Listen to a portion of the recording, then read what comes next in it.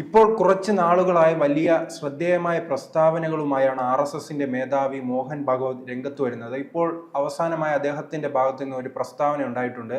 ഇന്ത്യയിൽ ഭൂരിപക്ഷവും ന്യൂനപക്ഷവും ഇല്ല, എല്ലാവരും ഇന്ത്യക്കാരാണെന്ന നിലയിലുള്ള ഒരു പ്രസ്താവനയുമായി രംഗത്ത് വന്നിട്ടുണ്ട്. അത് ഒരു പരിധിവരെ ദേശീയതയുമായി ബന്ധപ്പെട്ട് വളരെ ശരിയായ കാര്യമല്ലേ? ഇവിടെ ഇന്ത്യക്കാർ മാത്രമല്ലേ ഉള്ളൂ, അല്ലാതെ ഇങ്ങനെ ന്യൂനപക്ഷവും ഭൂരിപക്ഷവും എന്ന് പറഞ്ഞ് തമ്മിലടിക്കുന്നതാണല്ലോ ഇന്ത്യയെ ഈ മുൻകാലങ്ങളിലും അറിയാം. ഈ വർഗീയ കലാപങ്ങളാണ് ഇന്ത്യയുടെ വികസന പ്രവർത്തനങ്ങളെ ഉൾപ്പെടെ ബാധിക്കുന്ന ഒരു അവസ്ഥ ഉണ്ടാകുന്നതായി നാം പല ഘട്ടങ്ങളിലും കണ്ടിട്ടുണ്ട്. അപ്പൊ ഈ പ്രസ്താവന ഇപ്പോഴുള്ള സാഹചര്യത്തിൽ ഏറ്റവും അനുയോജ്യമായ ഒന്നല്ലേ? അത് ഈ മോഹൻ ഭാഗവതിന്റെ പ്രസ്താവനയാണത്. ഈ ഇന്ത്യയിലെ ഭൂരിപക്ഷമോ ന്യൂനപക്ഷമോ എന്നൊന്നില്ല, അപ്പൊ എല്ലാവരും സമന്മാരാണ് എന്നുള്ളതാണ് അതിൽ നിന്ന് ധ്വനിപ്പിക്കുന്നത്. അപ്പൊ ഈ പ്രസ്താവന BJP സർക്കാരിന് വലിയൊരു മൈലേജാണ് കിട്ടുന്നത്. BJP കേന്ദ്ര സർക്കാരിന് മുദ്ര കുത്തിയിട്ടിരിക്കുകയായിരുന്നു ഒരു വിഭാഗം. ഇത് ഹിന്ദുത്വമാണ്, അതാണ് ഇവർ നടപ്പിലാക്കാൻ പോകുന്നത്, ഹിന്ദുത്വത്തിൽ നിൽക്കുന്ന ഒന്നാണ് ഭാരതം എന്നുള്ള രീതിയിൽ മുദ്ര കുത്തുക.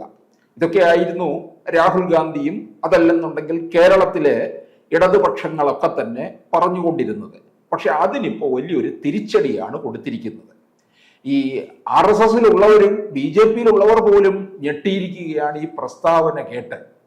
അത് കാരണം എന്ന് പറയുന്നത് എല്ലാ രാഷ്ട്രീയ കക്ഷികളും എപ്പോഴും ഈ ന്യൂനപക്ഷത്തെ പിടിച്ചുകൊണ്ടാണ് കാര്യങ്ങൾ മുമ്പോട്ട് കൊണ്ടുപോകുന്നത്.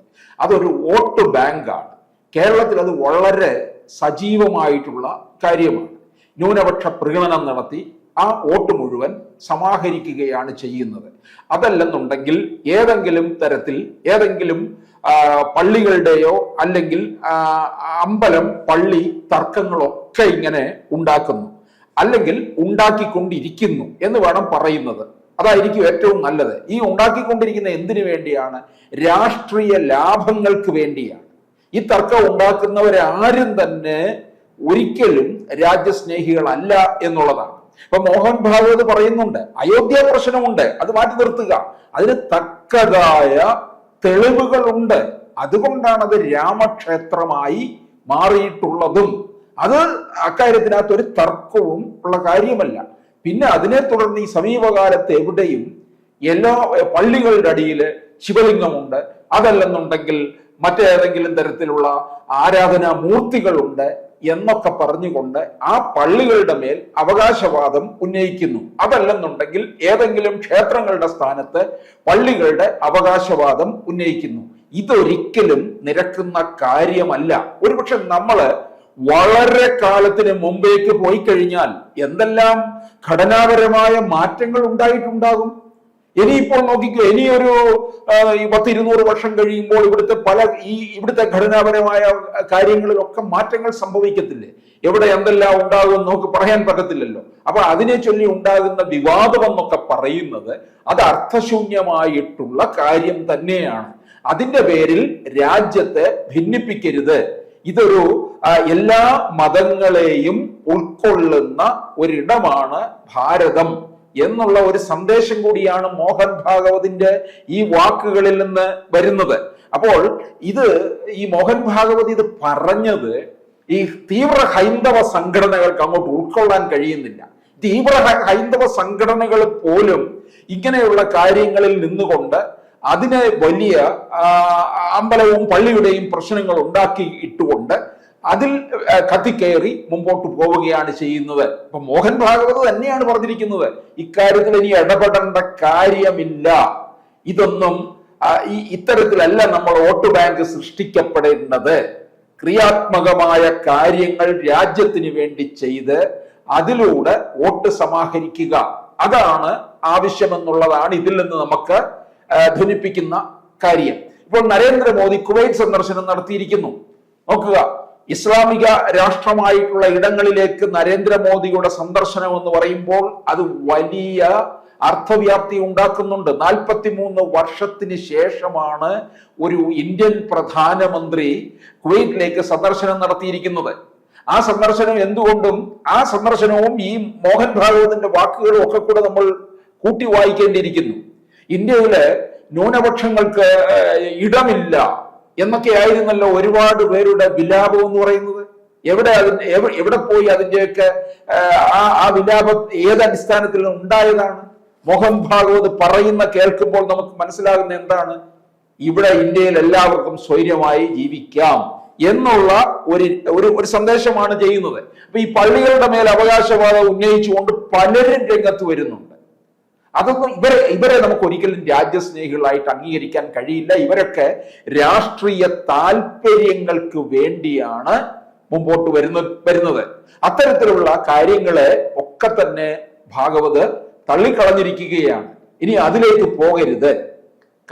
രാജ്യത്തിന്റെ പുരോഗതിയിലേക്ക്, പുരോഗമനോത്മകമായ കാര്യങ്ങളിലേക്ക് പോവുക, അതിലൂടെ നേട്ടം കൈവരിക്കുക എന്നാണ് പറഞ്ഞതിന്റെ സാരം കൂടി. അപ്പോൾ തീർച്ചയായിട്ടും ഇത് മോദി സർക്കാരിന്, അമിത്ഷായ്ക്കും ഒക്കെ തന്നെ വലിയൊരു പിന്നിൽ നിന്ന് ഒരു മുമ്പോട്ടേക്ക് ഒരു നല്ല ഒരു ആക്കം, ഒരു ശക്തി കിട്ടുകയാണ് ചെയ്യുന്നത് അവരുടെ ഭരണത്തിന്. കാരണം അവരുടെ ഭരണത്തെ വേറൊരു തരത്തിൽ ചിത്രീകരിക്കാനായിട്ട് പലരും പല ശ്രമവും നടത്തുന്നുണ്ട്. ഇപ്പോൾ ഇന്ത്യയിലുള്ള മുസ്ലിം സമുദായത്തിന് ജീവിക്കാൻ ഇടമില്ല എന്നൊക്കെ പറഞ്ഞാണല്ലോ ഉണ്ടാകുന്ന വിലാപം എന്ന് പറയുന്നത്. ഇന്ത്യയിൽ പലയിടങ്ങളിലും BJP സർക്കാർ അധികാരത്തിൽ വന്നു കഴിഞ്ഞപ്പോൾ ഇവരുടെയൊക്കെ വിലാപം ഇത്തരത്തിലായിരുന്നു എന്നുള്ളതാണ്. അപ്പോൾ അതിനൊക്കെ ഒരു തിരിച്ചടിയാണ് മോഹൻ ഭാഗവതിന്റെ ഈ പ്രസ്താവന എന്ന് പറയുന്നത്.